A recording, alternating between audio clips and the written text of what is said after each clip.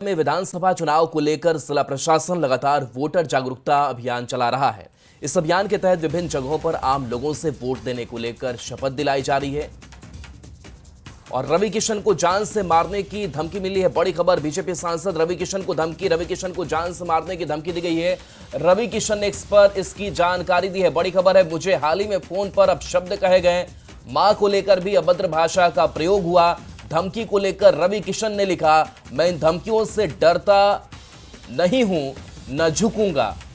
तो देखिए, बड़ी खबर है जहां रवि किशन को जान से मारने की धमकी दी गई है। बीजेपी सांसद है रवि किशन और देखिए, चुनावी वक्त चल रहा है बिहार में और ऐसे में लगातार बिहार दौरा भी कर रहे हैं रवि किशन और कहा कि हाल ही में फोन कर अपशब्द कहे गए हैं, मां को लेकर भी अभद्र भाषा का प्रयोग किया गया है। हालांकि अब पुलिसिया जांच की जाएगी और कहा है कि मैं इन धमकियों से डरता नहीं हूं और देखना होगा कि आखिर धमकी देने वाला कौन है।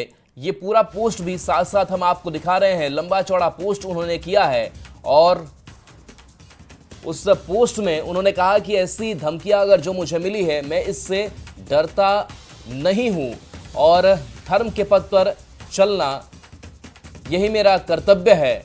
मैं हर परिस्थिति में अडिग रहूंगा। यह मार्ग कठिन है लेकिन इसे अपनाना जरूरी है और मेरे लिए संघर्ष जो है आत्मसम्मान का है। और उन्होंने कहा कि मां को लेकर भी अभद्र भाषा का प्रयोग किया गया है। तो ये बड़ी खबर आप तक पहुंचा रहे हैं जहां रवि किशन को जान से मारने की धमकी मिली है और एक्स पर इसकी जानकारी उन्होंने दी है।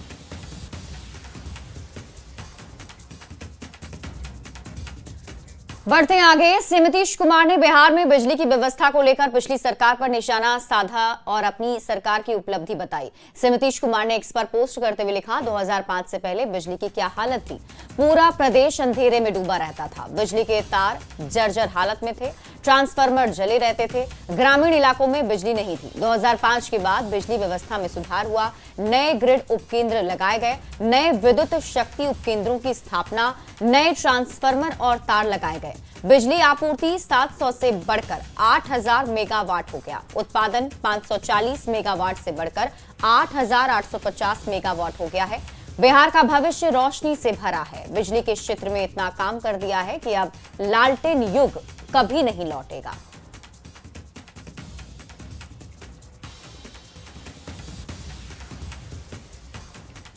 यूपी के सीएम योगी आदित्यनाथ ने बिहार में 3 जगह पर चुनावी जनसभा को संबोधित किया। सिवान, वैशाली और आरा में योगी आदित्यनाथ जमकर गरजे। योगी ने महागठबंधन पर करारा प्रहार किया। ये रिपोर्ट आपको दिखाते हैं।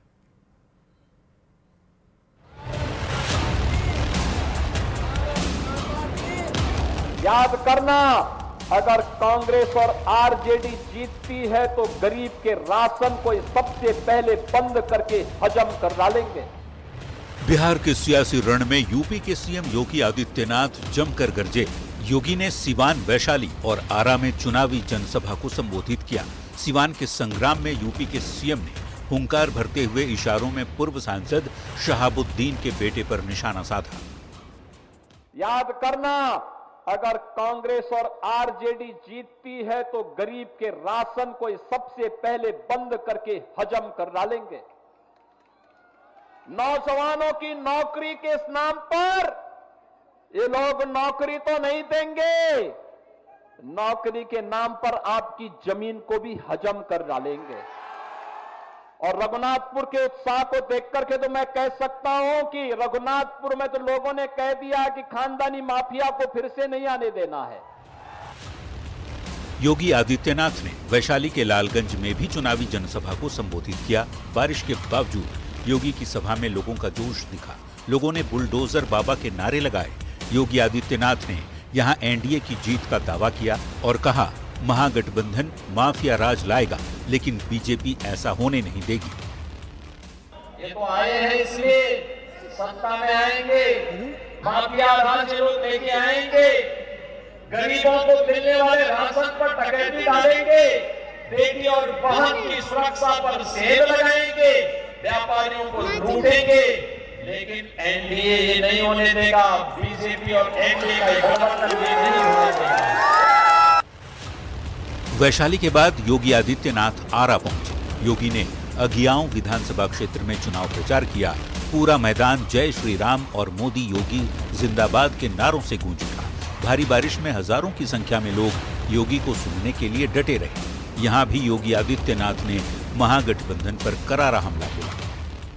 ये लोग आरजेडी हो, ये माले हो, कांग्रेस हो, ये जितने भी हैं ये सब एक ही थैले के चट्टे बट्टे हैं। गुलामी की मानसिकता का समर्थन करते हैं, आक्रांताओं को आमंत्रित करते हैं, अयोध्या में राम मंदिर का विरोध करते हैं, सीतामढ़ी में मां जानकी के मंदिर का विरोध करते हैं। बिहार के चुनावी रण में यूपी के मुख्यमंत्री योगी आदित्यनाथ खूब गरज रहे हैं। योगी की सभा में भारी भीड़ भी जुट रही है। यूपी में माफियाओं पर नकेल कसने वाले योगी के बयान पर जमकर तालियां भी बज रही हैं। बिहार के चुनावी रण में बुलडोजर बाबा का सियासी प्रहार जारी है।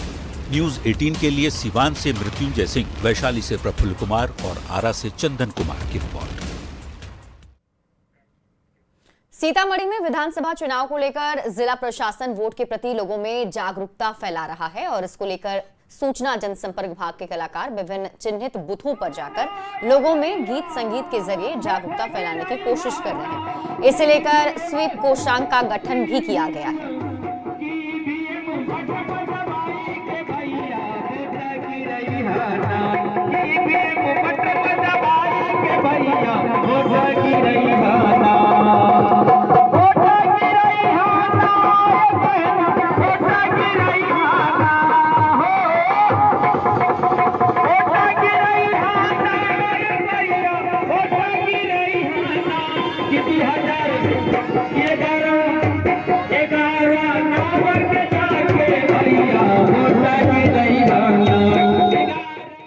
खबर सीतामढ़ी से, जहां 8 विधानसभा सीटों पर 11 नवंबर को वोटिंग है। चुनाव को लेकर प्रशासन पूरी तरह से अलर्ट मोड पर है। वहीं देर रात तक पुलिस राष्ट्रीय राजमार्ग समेत सभी संवेदनशील जगहों पर तैनात देखी गई है और लगातार आने जाने वाले वाहनों पर नजर बनाई हुई।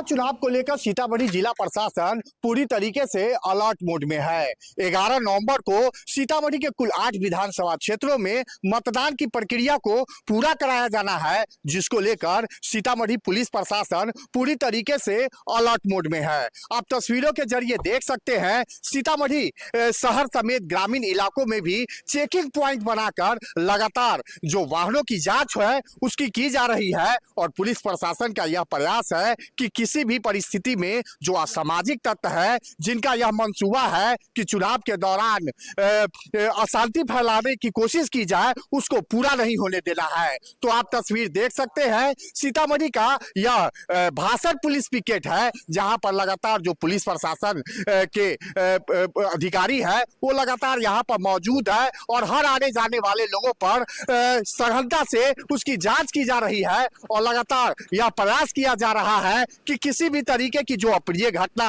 हो उसको पहले से बचाया जा सके, सावधानी बरती जा सके, शराबों की जो ढुलाई होती है, तस्करी होती है, उसको रोका जा सके और जो भी अवैध चीजें हैं उस पर पूरी तरीके से अंकुश लगाया जाए। तो तस्वीर आप देख सकते हैं, सीतामढ़ी पुलिस प्रशासन की यह तस्वीर है, जहां विधानसभा चुनाव को लेकर लगातार जो अधिकारी है वो पूरी तरीके से अलर्ट मोड में है और लगातार यह प्रयास किया जा रहा है कि किसी भी तरीके की अशांति चुनाव के दौरान नहीं फैले और पुलिस प्रशासन पूरी तत्परता के साथ अपना जो कर्तव्य होता है उसको पूरा करने का प्रयास करे।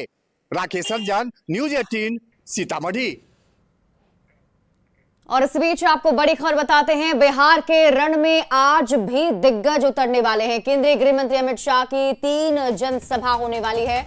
गोपालगंज, समस्तीपुर, हाजीपुर में आज जनसभा को संबोधित करेंगे। तो बीजेपी के राष्ट्रीय अध्यक्ष जेपी नड्डा की आज 2 जिले में सभा है। सिवान और मुजफ्फरपुर में जेपी नड्डा सभा को संबोधित करने वाले हैं। मुख्यमंत्री नीतीश कुमार की भी आज 6 जनसभा होनी है। आज सीएम मधुबनी, सीतामढ़ी, शिवहर में सभा करेंगे। मुजफ्फरपुर, वैशाली में भी जनसभा होगी। वहीं तेजस्वी यादव की आज कुल 17 सभा होने वाली है और आज प्रियंका गांधी वाड्रा भी 2 जनसभा को संबोधित करने वाली हैं। बेगूसराय, खगड़िया में आज प्रियंका की सभा होगी।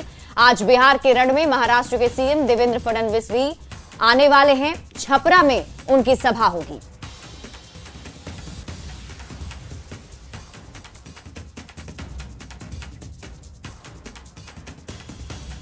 भोजपुर के जगदीशपुर विधानसभा सीट से आरजेडी प्रत्याशी किशोर कुणाल को कार्यकर्ताओं ने दूध से नहलाया। अब दूध से नहलाने का वीडियो भी सामने आ गया है, जिसमें बड़ी संख्या में समर्थक दूध से नहला रहे हैं। वहीं इस मौके पर प्रत्याशी किशोर कुणाल ने कहा कि लगातार लोगों का जनसमर्थन, आशीर्वाद मिल रहा है।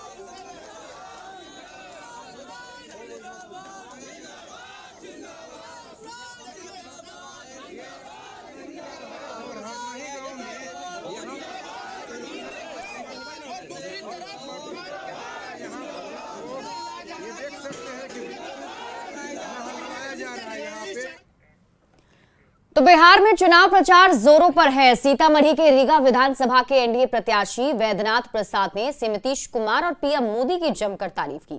वहीं कहा कि दोनों नेताओं पर जनता का विश्वास है। सीतामढ़ी के 8 विधानसभा की सीटें एनडीए के खाते में जाने वाली है।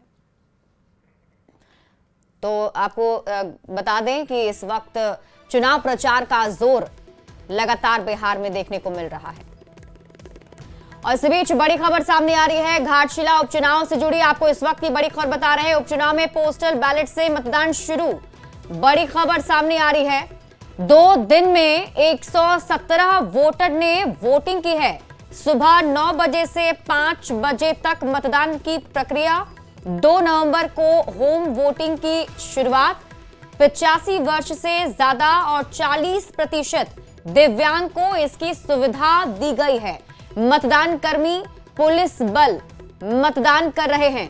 तो इस वक्त की बड़ी खबर आपको बता रहे हैं। देखिए, बिहार में विधानसभा चुनाव के साथ साथ झारखंड में घाटशिला का उपचुनाव भी होना है और उसी से जुड़ी बड़ी खबर सामने आ रही है। उपचुनाव में पोस्टल बैलेट से मतदान शुरू, जिसमें 2 दिन में 117 वोटर ने वोटिंग की। सुबह 9 बजे से लेकर शाम 5 बजे तक की मतदान की प्रक्रिया है। 2 नवंबर को होम वोटिंग की शुरुआत हुई।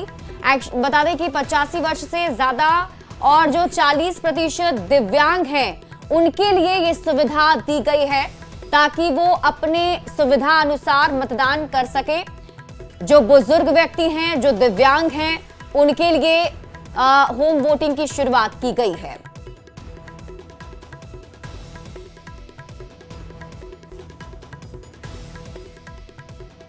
बिहार में चुनाव प्रचार जोरों पर है। सीतामढ़ी के रीगा विधानसभा के एनडीए प्रत्याशी वैद्यनाथ प्रसाद ने सीएम नीतीश कुमार और पीएम मोदी की जमकर तारीफ की। वहीं कहा कि दोनों नेताओं पर जनता का विश्वास है। सीतामढ़ी के 8 विधानसभा की सीटें एनडीए के खाते में जाएगी। एनडीए के पक्ष में लहर चल रही है। नीतीश कुमार और नरेंद्र मोदी के प्रति लोगों का भरोसा परवान चढ़ गया है और सीतामढ़ी जिला के सभी आज का सीट एनडीए के पक्ष में जा रहा है और सभी सीट एनडीए अपने पिछले जीत के रिकॉर्ड को तोड़ते हुए प्रचंड बहुमत से जीतने जा रहा है। और चाईबासा में थैलीसीमिया पीड़ित बच्चों के एचआईवी संक्रमित पाए जाने की जांच अभी भी जारी है। स्वास्थ्य मंत्री एक्शन में दिख रहे हैं और यह भी कहा जा रहा है कि यहां लगातार कार्रवाई की जा रही है। बर्खास्तगी और निलंबन की कार्रवाई भी जारी है। इसी बीच विपक्ष ने सरकार में सिस्टम चरमराने के भी आरोप लगा दिए हैं। पूरी खबर इस रिपोर्ट में आपको दिखाते हैं।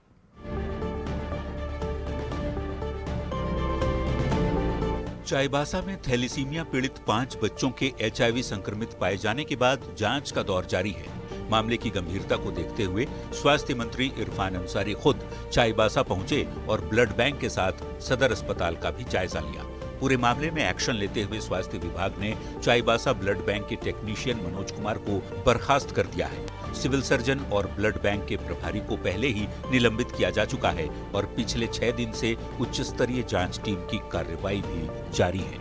इस मामले में जिले के civil surgeon doctor Sushanto Kumar Majhi और ब्लड बैंक के प्रभारी डॉक्टर दिनेश सवैया को निलंबित कर दिया गया था।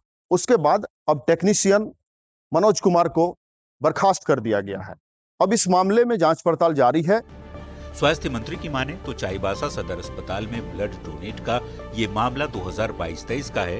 उस समय कुल 259 लोगों ने रक्तदान किया था। स्वास्थ्य विभाग ने एक्शन लेते हुए कुल 44 लोगों की जांच कराई है, जिनमें 3 लोग एचआईवी पॉजिटिव पाए गए हैं। उन्होंने जांच के बाद संक्रमण पहले का है या फिर पुराना पुष्टि होने की बात कही। साथ ही इस्तीफा मांगने पर बीजेपी पर निशाना भी साधा। जो थैलेसीमिया पेशेंट है उस परिवार को बोला कि आप लोग बुला के लाओ, किसी आप लोग ब्लड लिए। तो 44 लोग आए अब तक, जांच हम लोग कराए, जिसमें 3 लोग डिटेक्ट हुए। तो ब्लड कब दिया? तो 2023 में दिया। ठीक है, हमने जांच कराया तो जांच में HIV पॉजिटिव आया बच्चों का।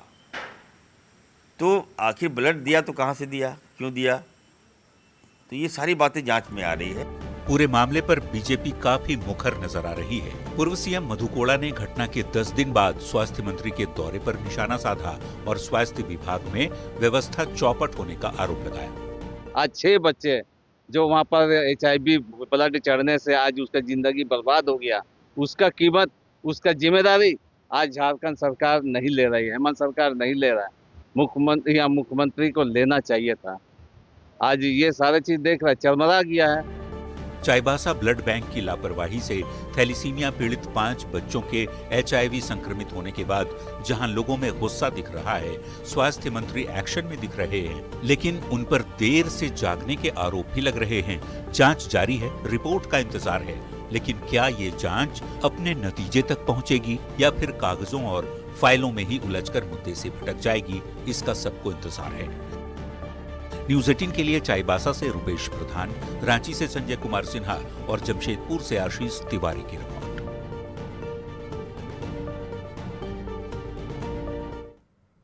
और देखिए, चाईबासा में सदर अस्पताल का ब्लड बैंक थैलेसीमिया पीड़ित बच्चों को HIV संक्रमित खून चढ़ाने को लेकर सुर्खियों में है। अब इस ब्लड बैंक में ब्लड स्टॉक में कमी की समस्या हो गई है। ब्लड बैंक में कई ग्रुप के खून का 1 या 2 यूनिट स्टॉक है तो कई ग्रुप स्टॉक शून्य है, जिससे मरीजों को ब्लड सप्लाई करने में समस्या हो रही है। ब्लड बैंक पर गंभीर आरोप लगने के बाद अब ब्लड डोनर इस ब्लड बैंक में ब्लड डोनेट करने आने से बच रहे हैं। अब अधिकांश वही लोग ब्लड डोनेट करने आ रहे हैं जिनके अपने परिजन मरीज हैं और उन्हें खून की जरूरत है। ऐसी स्थिति में ब्लड स्टॉक में कमी की समस्या बढ़ती जा रही है। इससे सदर अस्पताल प्रबंधन में भी चिंता है। गुमला के परमवीर अल्बर्ट एक्का स्टेडियम में आदिवासी उलगुलान महारैली का आयोजन किया गया और इसमें कुर्मी जाति की ओर से आदिवासी समुदाय के हक को हड़पने और आदिवासी बनाने की मांग का विरोध किया गया है। रैली में पूर्व मंत्री, संयोजक आदिवासी बचाओ संघर्ष समिति के देव कुमार धान मौजूद रहे। उन्होंने कहा कि कुर्मी आदिवासी नहीं है और ये जबरन केंद्र राज्य सरकार पर दबाव बनाकर ST में शामिल होना चाहते हैं, जिसे आदिवासी समाज पूरा नहीं होने देगा। कुर्मी समुदाय के द्वारा अपने को ST में शामिल करने का जो प्रयास किया जा रहा है, आंदोलन किया जा रहा है, उसके खिलाफ में ये आंदोलन आज यहाँ एक महारैली का, उलगुलान महारैली का आयोजन किया गया है। धरातल से यहाँ पर बिलोंग करते हैं तो वो लोग कैसे बन सकता है? वो लोग नहीं बन सकता। ये उलगुलान हम लोग एकजुटता होकर कर रहे हैं, ये जायज नहीं है। कुर्मी को कदापि हम लोग आदिवासी बनने नहीं देंगे। पूरा आदिवासी समाज आज रोड में प्रदर्शन करने का कर रहे हैं और आगे भी हम लोग प्रदर्शन पूरा करेंगे और इस हम लोग का ST का कोटा को छीनने नहीं देंगे। इस कारण कि हम लोग का कुर्मी भाई लोग बोलता है कि ST में शामिल करो, वो कहाँ से शामिल होने देंगे हम लोग। कुर्मी समुदाय को आदिवासी सूची में शामिल किए जाने की मांग के विरोध में आदिवासी समुदाय का आक्रोश बढ़ता जा रहा है। शुक्रवार को सरायकेला जिले के सभी प्रखंडों से आदिवासी समुदाय के लोग हजारों की संख्या में पारंपरिक हथियार के साथ जिला मुख्यालय पहुंचे और जोरदार प्रदर्शन किया। आदिवासी समुदाय ने राज्य में पेशा कानून लागू करने और सरना धर्म कोड लागू करने की मांग की है। आदिवासियों ने कुर्मी नेता और JLKM सुप्रीमो जयराम महतो का भी जमकर विरोध किया। प्रदर्शन के बाद आदिवासियों ने DC को एक ज्ञापन सौंपा, साथ ही चेतावनी दी कि यदि सरकार कुर्मियों को आदिवासी का दर्जा देती है तो आने वाले दिनों में उग्र आंदोलन होगा। आदिवासियों का मांग ST का मांग कर रहा है, उसका खिलाफ में हम लोग हैं और ना कुर्मियों का जो रहन सहन या जो भी खान पान आदिवासियों से अलग है, इसलिए कभी भी हम लोग को कुर्मी लोगों को आदिवासी में शामिल नहीं होने देंगे। हो माली हो, जितने भी हमारे भाई हो, सभी समाज के लोग आज आक्रोश रैली हम लोग कर रहे हैं। कभी भी हम लोग महतो को, मतलब कुर्मी को, जयराम महतो को कभी भी आदिवासी हम लोग बनने नहीं देंगे। अगर सरकार अगर इसको करती है तो हम लोग पूरा आंदोलन करेंगे, पूरे झारखंड और पूरे भारत में आंदोलन करेंगे। कुर्मी महतो समुदाय सब आदिवासी में शामिल होने के लिए अपना इतिहास जुड़ा कर कहीं से फर्जी इतिहास बनाकर जो आदिवासी बनने का कोशिश कर रहे हैं, ये कभी आदिवासी बर्दाश्त नहीं करेगा। केंद्रीय